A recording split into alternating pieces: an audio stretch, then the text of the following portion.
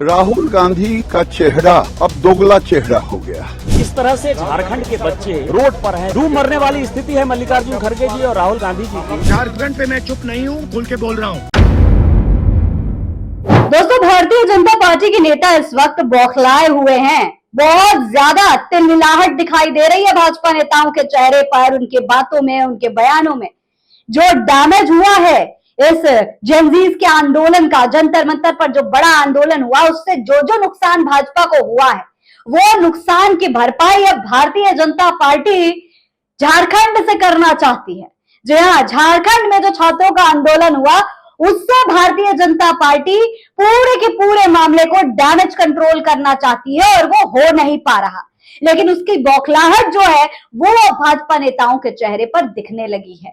तो आखिर ये पूरा मामला है क्या? किस तरीके से भारतीय जनता पार्टी के नेताओं के बयान बौखलाहट भरे नजर आ रहे हैं, सब कुछ बताएंगे आपको आज के इस वीडियो में विस्तार से, इसलिए वीडियो को पूरा जरूर देखिएगा। सलाम, नमस्ते दोस्तों, मेरा नाम फरीन अंसारी है और ये खबर आप टीवी 10 भारत पर देख रहे हैं। दोस्तों, राहुल गांधी लगातार मांग कर रहे थे कि अमित शाह संसद में आए और चर्चा करें, लेकिन अमित शाह आए भी तो भाषण देकर चले गए। उन्होंने कहा कि भैया हम आएंगे, लेकिन विपक्ष वादा करे कि वो चर्चा करेगी या वो आएगी और वो नहीं भागेगी, इस तरीके की बातें कही गई। लेकिन गृह मंत्री अमित शाह ने एक बार भी इस बात का जवाब नहीं दिया कि छात्रों पर लाठीचार्ज क्यों हुई, बेरहमी क्यों की गई छात्रों के साथ, पैलेट गन क्यों चलाई, AK-47 से हमला क्यों किया, कुछ नहीं बताया क्या। अब राहुल गांधी भी इस पर सीधे सीधे भारतीय जनता पार्टी पर निशाना साधते हैं कि भाई हमें भाषण आपका नहीं सुनना है, हमें जवाब चाहिए, आप आकर के सीधे सीधे जवाब दीजिए। आप संसद में आकर के यही भाषण सुनाएंगे, हमें भाषण सुनने में कोई दिलचस्पी नहीं, हमें जवाब चाहिए। लेकिन भारतीय जनता पार्टी के नेता इस कदर बौखलाए हुए हैं कि अब राहुल गांधी पर निशाना साधना शुरू कर दिया। एक के बाद एक भाजपा नेताओं के बयान सामने आने लगे। राहुल गांधी पर निशाना साधने की कोशिश की जा रही है। झारखंड के आंदोलन को राहुल गांधी की नाकामी साबित करने की कोशिश की जा रही है। ये देखिए, ये भारतीय जनता पार्टी के सांसद हैं गिरिराज सिंह, इनको तो आज जानते ही होंगे, इनके बयानों से अच्छी तरीके से वाकिफ होंगे, कोई दूध के धुले ये भी नहीं है। इनके बयान ऐसे ऐसे आ चुके हैं दोस्तों आज तक कि सुनने पर आप हैरान हो जाएंगे कि ये एक हमारे देश के नेता हैं, हमारे जनप्रतिनिधि हैं, इस तरीके की भाषा का इस्तेमाल कर सकते हैं। और आज राहुल गांधी के लिए भी कुछ ऐसे ही शब्द इन्होंने उपयोग किए हैं। ये देखिए, सुरेंद्र राजपूत ने इनकी वीडियो को शेयर किया, लिखा है, दोगलों के खानदान से तुम हो गिरिराज। राहुल गांधी तो शहीद खानदान से है, औकात में रहकर बात करना, वरना नरेंद्र मोदी जी से कहकर तुम्हारा भी DNA चेक करवा देंगे, जैसे नीतीश कुमार का करवाया। ये देखिए, ये गिरिराज सिंह है और ये राहुल गांधी को दोगला बता रहे हैं।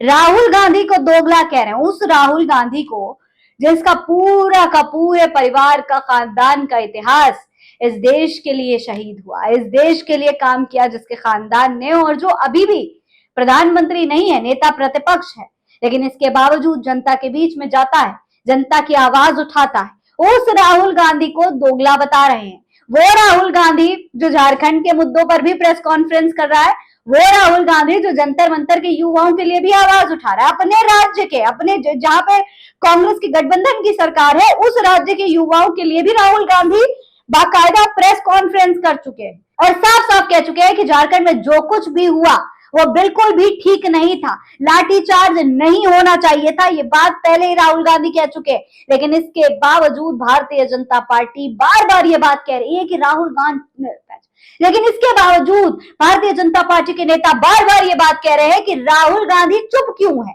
राहुल गांधी बोल क्यों नहीं रहे। ये देखिए, गिरिराज सिंह का ये बयान सामने आया है। इसके अलावा दोस्तों कई और भारतीय जनता पार्टी के नेता हैं जो इसी तरीके के बेतुके बयान दे रहे हैं। गिरिराज सिंह जो इस वक्त राहुल गांधी को दोगला बता रहे हैं, वो ऐसे हैं जो मुसलमानों को लेकर बहुत अपशब्द कह चुके हैं।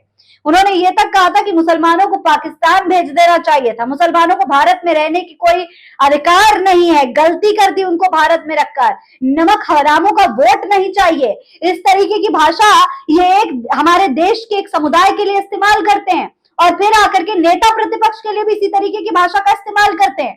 तो इनको बताना चाहिए कि ये खुद क्या है, ये खुद किस तरीके की भाषा का इस्तेमाल कर रहा है। अरे जब जंतर मंतर पर आंदोलन हो रहा था तब चुप तो आप भी थे, आपने भी 1 महीने तक कोई एक्शन नहीं लिया आपकी सरकार ने, जनता मर रही थी, युवा मर रहे थे, रातों रात आंदोलन कर रहे थे, सोनम वांगचुक 26 दिन तक भूखे रहे, तब क्यों कुछ नहीं बोले? आज ही क्यों याद आ रहा?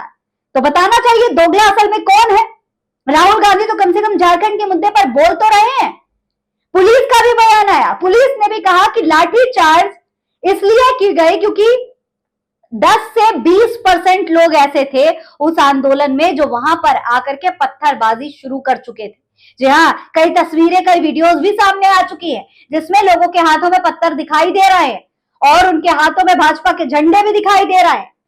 ऐसे लोग उस आंदोलन में घुसे थे, आंदोलन को खराब किया था, पुलिस पर हमला किया था, उसके बाद वहां पर कंट्रोल करने के लिए सिर्फ लाठी चार्ज की गई थी और आंसू गैस छोड़ी गई थी, लेकिन कोई AK-47 नहीं चलाई गई, महिलाओं के साथ अभद्रता नहीं हुई। हाँ, और जो लाठी चार्ज हुई है उसका भी लगातार खंडन किया जा रहा है। ये कह रही है पुलिस कि हमने हल्की फुल्की लाठीचार्ज की ताकि भीड़ को कंट्रोल किया जा सके, लेकिन वो भी गलत है, वो भी नहीं किया जाना चाहिए था क्योंकि ये देश के युवा थे और यही बात विपक्ष भी बार बार कह रहा है। प्रियंका गांधी का भी बयान आ चुका है, वो भी कह चुकी हैं कि राहुल गांधी पहले ही जा चुके हैं मिलने के लिए झारखंड के युवाओं से और प्रेस कॉन्फ्रेंस भी कर चुके हैं, बार बार झारखंड के मुद्दे पर बोल रहा है, लेकिन फिर भी भारतीय जनता पार्टी विपक्ष पर सवाल दागने की कोशिश कर रहा है। इनको देखिए, ये रवि किशन ये कह रहे हैं कि जंजीज ने हमारा दिमाग हिला दिया है, हमारी बुद्धि बंद कर दी है। तो भैया, एक तरफ जंजीज के बारे में आप बोलने के लिए कुछ तैयार नहीं है, दूसरी तरफ आप राजनीति करने के लिए जंजीज का इस्तेमाल कर रहे हैं, ये कैसे चलेगा? ये तो हिपोक्रेसी की हद हो गई है यहाँ पर।